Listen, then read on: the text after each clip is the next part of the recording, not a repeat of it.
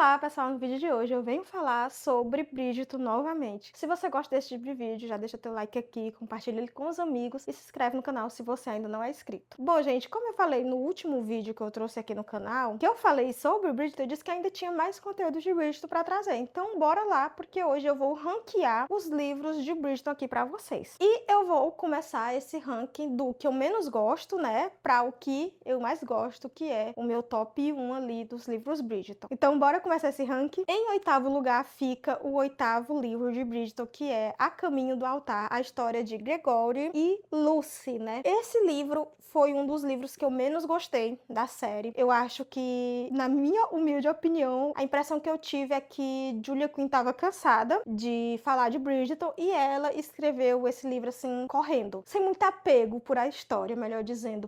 Eu tô passada, chocada. Porque, gente, eu acho muito... Não acho uma história muito bem desenvolvida, digamos assim. Primeira coisa que a gente tem é o Gregory se apaixonando pela nuca da melhor amiga da Lucy, né? Meu Deus. Eu esqueci o nome dela, não sei, não é Honória. Não lembro o nome dela, gente. Essa parte do Gregório se apaixonando por ela e tentando conquistar ela se estende por mais da metade do livro. E eu achei super cansativo, porque assim, se a gente não soubesse quem era a protagonista, né? Se a gente não tivesse a narração da Lucy e fosse assim um mistério por quem o Gregório iria realmente se apaixonar, com quem que ele iria realmente ficar, seria com a Lucy ou seria com essa amiga dela, tudo bem, iria prender a gente, porque a gente ia começar a teorizar, iria começar a torcer pra uma delas, né? Mas não, a gente tem certeza, a gente sabe que o Gregory vai ficar com a Lucy, né? Que o par romântico dele é a Lucy. A Lucy tá narrando o livro, né? A gente tem o POV do Gregory e tem o POV da Lucy. E mesmo assim, a Julia Quinn insistiu nesse rolo dele, tentando conquistar essa amiga, da Lucy ajudando ali. Gente, eu achei muito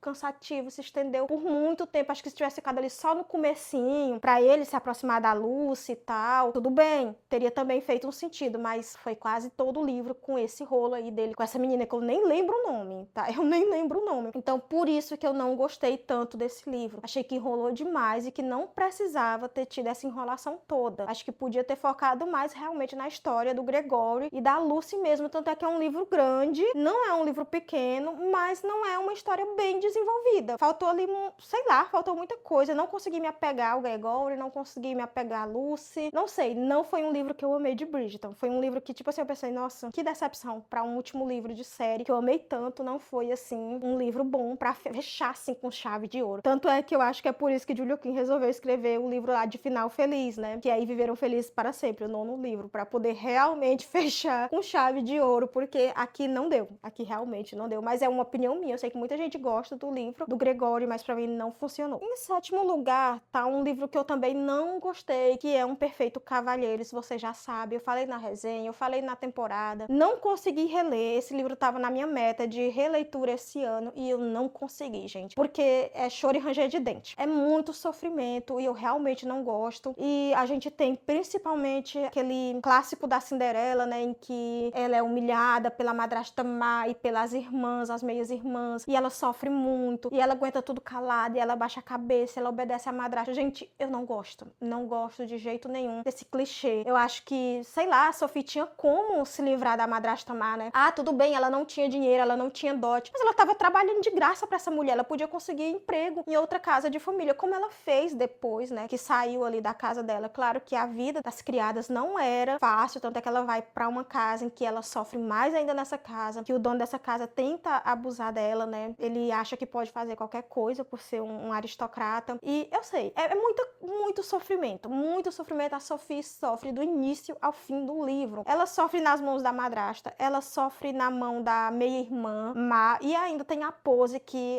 eu só lembro aquele meme. Ai, ela é toda boazinha, ela é toda do bem, ela é tão galera. Mas ela não ajuda a Sophie em nada. Ela aceita tudo aquilo, entendeu? Ela teria um certo poder pra falar ali pela Sophie e ela não fala. Então pra mim ela é igual a Aramita e a Rosemunde. Pra mim é do mesmo jeito. E aí a gente vai ter ela indo pra o baile de máscara, assim, cantando pelo Benedict, Benedict se apaixonando por ela, mas Benedict esperando uma dama ali da aristocracia. Então ele nunca passa pela cabeça dele que a Sophie pode ser uma criada. Quando ele conhece a Sophie, ele faz a proposta que, assim, foi a pá que faltava, a pá de cal que faltava pra enterrar o livro completamente pra mim, que foi: você quer ser minha amante? Gente, sério, eu já vinha sofrendo porque tava me arrastando nessa leitura, porque era sofrimento demais. Quando o Benedict reencontra a Sophie, que eu disse: meu Deus, agora vai. Aí não vai. Aí ele faz essa proposta. Não, sério. Aí foi que eu disse: realmente não dá. E sem falar que a expectativa pra esse livro é muito alta por causa do título. Eu, pelo menos, fui com muita expectativa. Um perfeito cavalheiro. O que eu esperava? Que Benedict fosse um príncipe encantado. A história é inspirada na história da Cinderela. Pronto, temos um príncipe encantado que vai salvar a Cinderela ali de todo aquele sofrimento dela e tal. Não, não temos isso. O que ele faz? Faz a proposta pra ela ser a amante dele. Errou feio, errou rude. E aí, né, não deu. Não deu, não foi um livro que eu amei e ele tá aqui em 8º lugar. Em 6º lugar tá um livro que eu não estou com ele aqui, que eu emprestei pra minha amiga. Esse livro e outro livro também, de Bridgerton, que esse livro aqui que tá em 6º lugar é O Conde Enfeitiçado, com a história da Francesca. Sim, ele fica em 6º lugar. Não é um dos meus livros favoritos de Bridgerton, mas eu acho que na releitura, eu pretendo reler ele, né, agora, quando a temporada da Francesca for ser anunciada aí, acho que provavelmente ano que vem, né, já disseram que essa temporada é pra sair ano que vem, pra não ficar o espaço muito grande entre uma temporada e outra, né, então esse sim eu vou reler, esse eu quero reler. Diferente de Benedict, né, eu não odeio esse livro, eu também não odeio o livro do Benedict, mas eu não consigo ler, entendeu, é reler no caso, é um livro muito sofrido, não é, nossa, eu tenho um ódio, não, não é, mas eu não amo, não é aquele livro, que tem aquele livro que você pensa, nossa, deu vontade de reler, vou reler, eu pelo menos sou assim, né, e tem aquele livro que você lê e pensa, não vou reler mais, não dá, que já era, foi uma vez e nunca mais. E o livro da Francesca, quando eu li, eu acho que eu não consegui entender as nuances ali da personagem, eu não consegui pegar, na verdade, eu não fui pensando assim, vou me aprofundar aqui, vou entender o tema, vou entender o personagem, não, eu só queria ler Bridgerton, só isso. Acho que se eu for fazer uma releitura agora, eu vou entender melhor a personagem, porque é um livro que trata sobre luto, né, sobre a viuvez, naquela época, no período em que a mulher, ela dependia de um homem pra viver, né, ela precisava de um tutor ali, de alguém pra tomar conta dela, um homem, um pai, um marido, um irmão. Então a Francesca se vê viúva muito jovem, é uma ligação muito boa dela com a Violet, né, a mãe dela que também ficou viúva muito jovem. E ainda tem a diferença que a Violet ficou com filhos, né, e a Francesca queria muito ter filhos, e ela não conseguiu. Então tem muita coisa ali que eu acho que é interessante, se eu for reler agora eu vou gostar. Eu tô com essa expectativa, talvez eu mude até esse ranking, por isso que eu já decidi fazer esse ranking logo, porque como eu tô relendo os livros, né, à medida que a temporada tá saindo, pode ser que eu mude esse ranking. Esse ranking foi feito quando eu li pela primeira vez, e eu não mudei ainda ele, né, ainda não fiz essa mudança, mas depois que eu reler todos os livros, né, os que eu consegui, né, porque nem todos eu vou conseguir, que nem aconteceu com o do Benedict mesmo, pode ser que eu mude esses livros de lugar. Inclusive, eu já fiz uma mudança aqui, que é com o livro do Anthony. Ele tava antes, depois do livro do Benedict. Então esse 6º lugar que era dele, quando eu fiz esse ranking pela primeira vez. Mas como eu reli já tem um tempinho, né, porque a temporada do Anthony foi o quê? Há 4 anos atrás, e na releitura eu gostei mais do Anthony, eu já mudei isso, mas eu ainda não mudei o livro do Collie, que eu também já reli, ele continua na mesma posição que tá, até porque eu preciso ler os outros que tá ali junto com ele, pra eu ver se eu vou alterar a ordem, né, mas por enquanto do Anthony eu já fiz essa mudança. O da Francesca, eu acho que também vai ser outro que eu vou mudar de lugar, ele não vai ficar aqui em 6º, talvez entre outros em 6º e ele desça um pouquinho mais a posição, porque eu tô na expectativa de gostar mais desse livro, mas o que me fez não gostar dele foi o fato da Francesca enrolar muito pra admitir o que sentia ali pelo Michael, né? Ela tá de coração partido, ela tá vivendo o luto, o Michael acabou abandonando ela ali, né? Não ficando ali pra ajudar ela quando ela mais precisava. Mas ele tinha os motivos dele. Quando ele volta disposto a conquistar ela, né, porque ela quer casar pra ter filho, ela começa a enrolar, ele se envolve ali, mas ela não quer admitir que sente alguma coisa por ele, ela não quer casar com ele, e, nossa, eu acho que o Michael sofre muito. Tadinha. Tadinha, que barra. Eu achei que o Michael sofreu muito tentando conquistar uma pessoa que estava fechada demais pra se abrir ali pra ele. Acho que por isso, esse foi o motivo de eu não ter amado tanto esse livro. Foi o livro todo nessa enrolação, a Francesca com o Michael, mas sem querer assumir ele em público. Então isso me incomodou bastante. E agora, bora para o meu top 5, né? Em quinto lugar fica O Duque e Eu. Não ficou Anthony, tá vendo? Anthony subiu muito ali no meu conceito. O Duque e Eu não é um livro ruim, não é, nossa, que livro ruim, não é. Tanto é que aqui, gente, é ranqueando os livros de Bridgerton, é o que eu mais gostei pro que eu menos gostei. Ou melhor, é o que eu menos gostei para o que eu mais gostei. Então, eu gostei de todos, só que teve uns que eu favoritei, que eu amei, que são, assim, os livros que eu sempre vou reler, e tem outros que eu gostei mais ou menos, tem outros que eu realmente não gostei. E o Do Que Eu foi um livro que eu gostei mais ou menos, não é nosso, uau, que livro que eu amei, não é. Mas é um livro bom, é um livro que me prendeu, claro, foi o livro que abriu as portas ali pra Bridgerton, foi o livro que me fez, nossa, eu preciso ler realmente essa série, porque de início eu comprei só ele, eu pensei, eu não vou comprar a série toda, Como eu fiz com a seleção, né? não vou comprar a série toda pra depois eu não conseguir ler. Então eu vou comprando à medida que eu for lendo. E eu comprei primeiro só ele pra ver se eu iria gostar. Até porque eu não tinha o costume de ler romance de época, né? Vocês já sabem disso. E eu me preparei psicologicamente pra ler romance de época, porque eu sabia que ia ter muita coisa que iria me incomodar. Já fui preparada, né? E aí eu amei o Do Que Eu. Então eu disse, preciso ler o restante da série. Fui comprando aos poucos,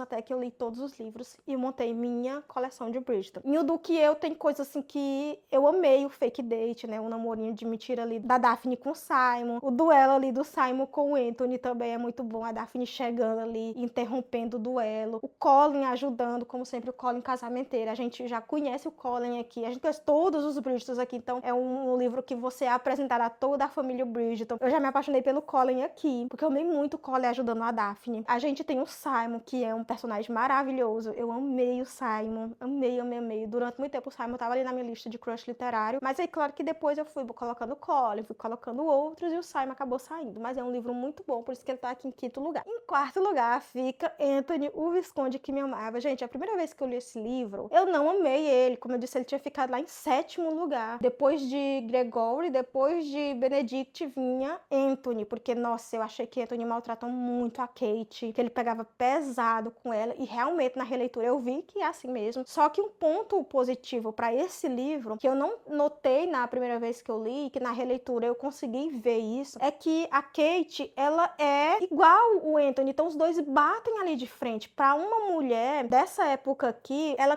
ter a coragem de bater de frente com um visconde, um homem com título, ela é incrível. Eu amei demais a Kate aqui, ela, todas as cenas, o jogo, né, deles ali, Não lembro mais o nome, gente. que é muito divertido, a cena da abelha. Pra mim, esse livro aqui é o livro que traz toda a história Bridgerton aqui, porque é aqui que a gente conhece a história do Edmund, é aqui que a gente conhece a ligação do Anthony com o pai, é aqui que a gente vê o quanto o Anthony é a pessoa ali responsável por todos os irmãos e que ele cuida de todos ali, ele cuida da mãe, mas também o quanto o Anthony obedece à mãe, né? Apesar dele ser um homem visconde, ele obedece à mãe, e o quanto ele se torna cadelinha da Kate quando ele se apaixona. Gente, é muito bom o livro, tanto é que ele veio aqui para meu quarto lugar de favoritos. E agora, bora para o meu top 3.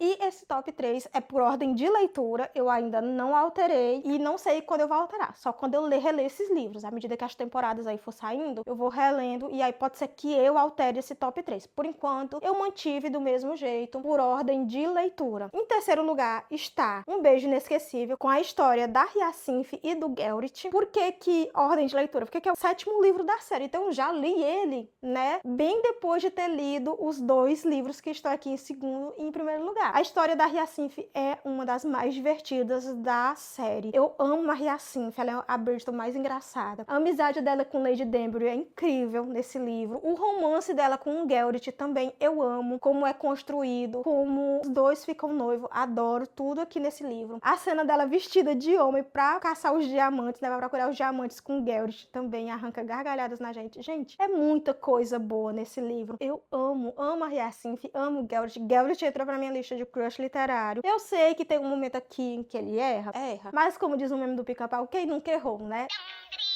Eu amo Geralt e amo a Hyacinth, minha segunda Bridgerton favorita. Em segundo lugar está um livro polêmico de Bridgerton, acho que o livro mais polêmico de Bridgerton, e é o outro livro que está emprestado para minha amiga, por isso que eu não tô com ele em mãos aqui, que é Para Sim Philip com Amor. Eu sei que muita gente não gosta desse livro, que muita gente não gosta do Sir Philip, mas eu consegui ver ali a dor do Sir Philip. Eu sei que o que ele fez, não tem como aceitar o que ele fez, não tem. Mas levando em consideração que é um romance de época, que os casamentos daquela época aconteciam assim, que era uma coisa comum. Infelizmente, gente, infelizmente, mas era uma coisa comum. Então, a forma como aconteceu o casamento do Sir Philip e toda a vida do Sir Philip, a gente entende por que ele se tornou a pessoa que ele se tornou. Sir Philip nunca teve amor, o pai dele nunca olhou pra ele, porque ele era o segundo filho ali, ele não era o herdeiro, e os pais focavam ali nos filhos herdeiros, então tudo era pro irmão dele. Ele casou com a esposa que era pra ser do irmão dele, não era a esposa destinada a ele, então depois que o irmão dele morreu, né, ele acabou tendo que assumir tudo ali que era do irmão dele, sem ter sido preparado pra isso, né, porque o irmão dele era que era a pessoa que foi preparado pra assumir o título, pra assumir todas as terras e pra casar com a pessoa que ele acabou se casando, que é a Marina. Então ele teve um casamento horrível com a Marina não queria se casar com ele não queria se casar com a Marina tinha depressão, então a gente tem, além da violência sendo tratada no livro, a gente tem depressão e a gente tem.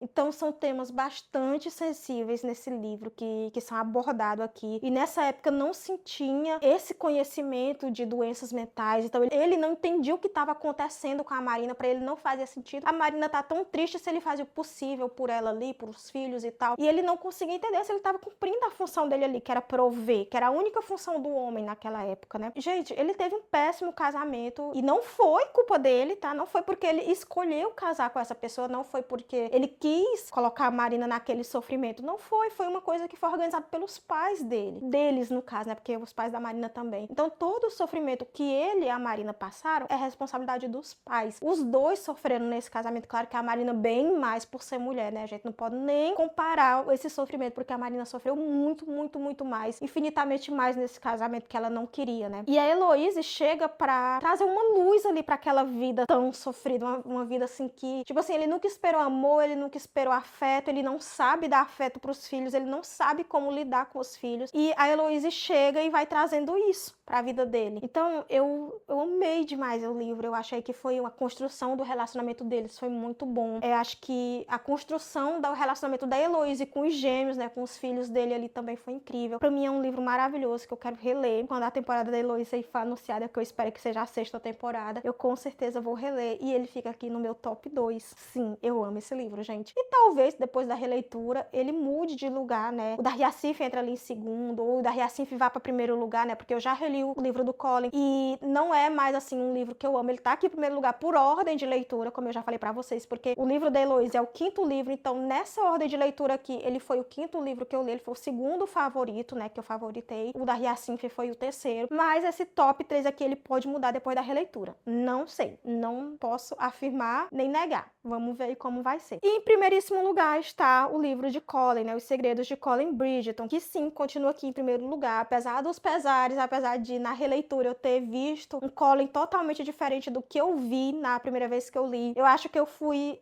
muito apaixonada por o Colin, já no livro dele, né? Porque o Colin, ele é colocado como mais brincalhão, como mais divertido dos Bridgertons, como mais comilão. Então a gente vai se apegando ao Colin, ou pelo menos foi assim, ao longo dos outros livros. Ele é o 4º livro, né? Não é o 3º livro, ele é o 4º. Diferente da série que trocou ali, né? A gente tem a história do Colin sendo contado na 3ª temporada, né? Mas você vai vendo o Colin no primeiro livro, em que ele ajuda bastante a Daphne, no segundo livro, em que ele ajuda o Anthony mais a Kate a ficar junto, no livro do Benedict, que ele também dá sua ajudinha ali. Então Colin, ele é o casamenteiro dos Bridgertons, ele ajuda todos os irmãos ali a se casar, ele ajuda a Heloise, ele come quando eles vão atrás da Heloise, ele chega lá, tá à mesa de café, ele senta pra comer. É um Colin muito divertido, é impossível não se apaixonar por ele. Só que quando a gente chega no livro dele, a gente vê coisas que não viu nas outras histórias, né? Porque ele tá ali só sendo citado. E aqui a gente vê um Colin que ele é mais egoísta, que ele é mais até invejoso, ele tem assim uma certa inveja da Penélope por a Penélope ter conquistado muita coisa e ele não. Ele não quer aceitar a Penélope como Lady Stendhal, mas não é tipo assim,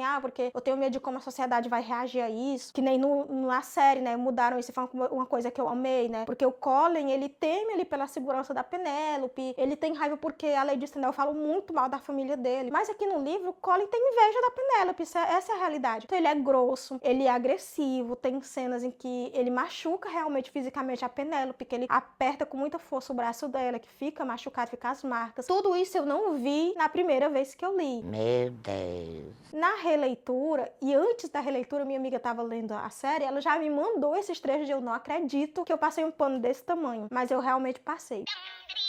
Na releitura eu vi tudo isso, mas, gente, eu amo o livro. O Colin, ele não é mais o meu crush literário top 1. Óbvio que ele não é. Mas o livro é muito bom. A história da Penélope é incrível. A Penélope é uma mocinha maravilhosa. Então, eu achei que não fazia sentido tirar a história do primeiro lugar, o livro do primeiro lugar, se eu também continuo amando a história. Apesar de eu não amar mais o Colin como antes, né? Mas eu amo a história da Penélope. Penélope ser uma mocinha fora do padrão. Ela é considerada uma mocinha gorda pra época. Penélope ser uma solteirona que não tá mais se importando com o casamento. A Penélope ser Lady Stendhal, ter aquela escrita irônica. Ela conseguir falar da alta sociedade ali ser ainda um sucesso. Então tem muita coisa boa nesse livro aqui que me fez manter ele, por enquanto, em primeiro lugar. Vamos ver se isso vai mudar depois que eu reler os outros livros. Mas por enquanto ele continua aqui em primeiro lugar. Bom, gente, é isso. Eu espero que vocês tenham gostado desse vídeo de ranqueando os livros de Bridgerton. Me conta aqui nos comentários qual é o teu ranking. Faz o teu ranking aqui nos comentários